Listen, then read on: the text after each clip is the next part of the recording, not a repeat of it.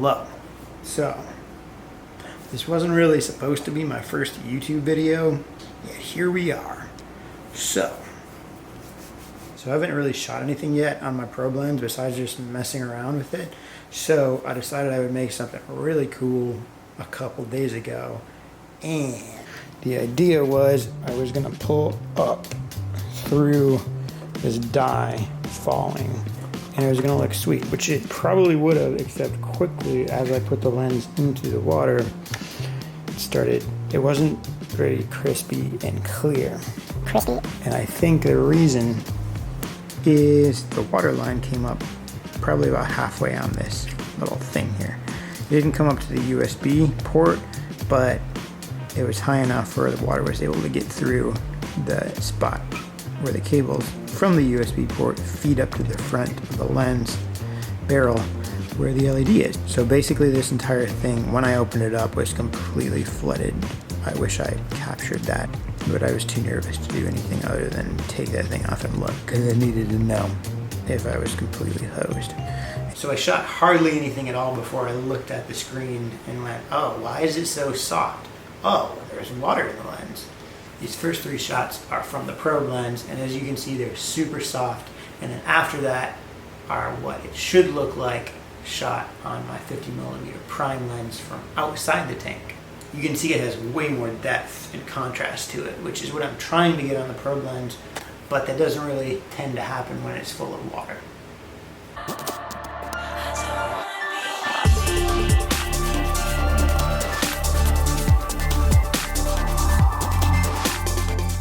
And this is the 50.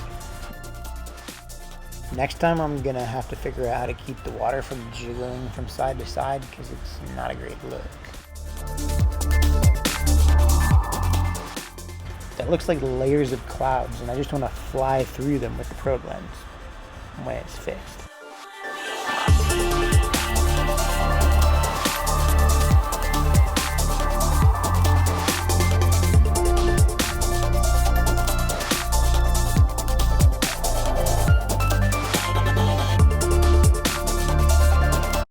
There are 2 things I need to get the front cap off, and this part is straight from the video from LAOWA.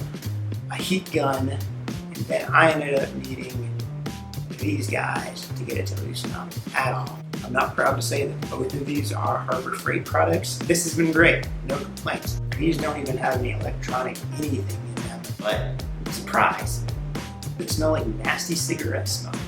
Why? Also, some microfiber lens cloths, pre-moistened, and some canned air.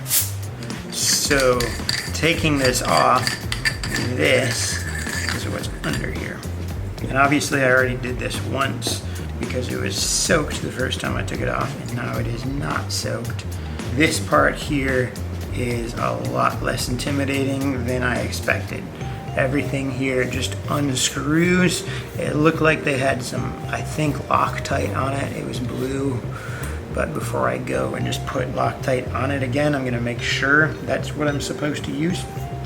A significant amount of water came in because the front started looking like that.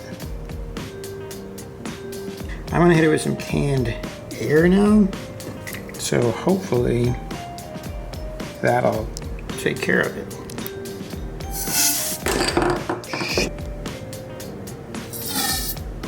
Ooh. Hopefully that's okay. That's a sound.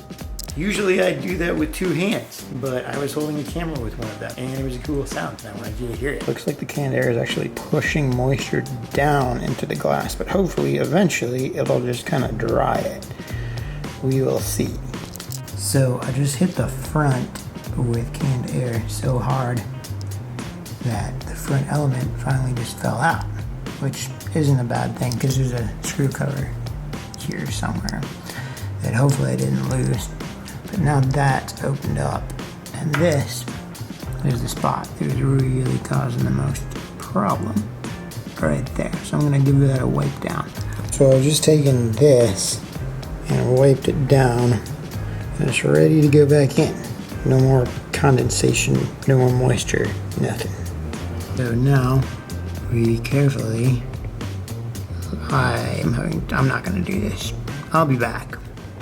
A few moments later. Okay, now we screw the top cap on. Top cap is on. Looks all better now. So I've been hitting this pretty hard with canned air, and obviously it's pushing moisture up to the front of it, which looks like it's making it worse, but I think that's a good thing because it's drying it out.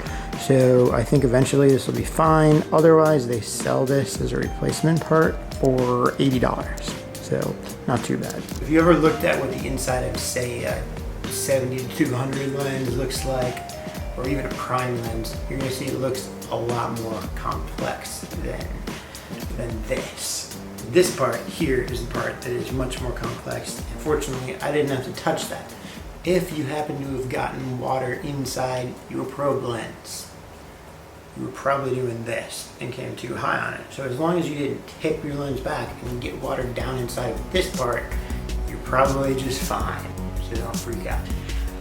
This part right here, I am not worthy to open it. If I should ever have to get inside of this, I will be taking that to someone who knows what the heck they're doing, because that ain't me.